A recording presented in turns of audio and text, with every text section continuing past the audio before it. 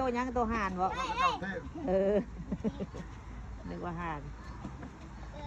อยากกินเอาเอาเป็นบ้ากินไหม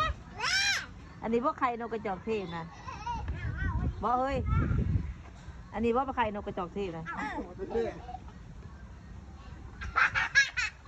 ปกินก่อนเนาะแล้วก็จะข้าวอะไรนกกระจอกเทศกูดิมนะไก่มันเลยไก่ไก่อีกทั้งตัวใหญ่กระต่ายปากแตกกระต่ายก็กินกล้วยบ่ป้าหน่วย300,000ผู้ใดเขาเจ้าขายอันนี้จำลองซื้อๆตีนี่ฮะโอ้แข็งด่าเทมไว้กินนะ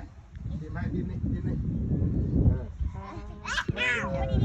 บอกว่ามันกินแต่กล้วยเฮ้ยห้ามกันกินห้ามกินขี้เป็ดขี้ไก่อะไรเนาะมาเกลือนกกระจอกเทศแล้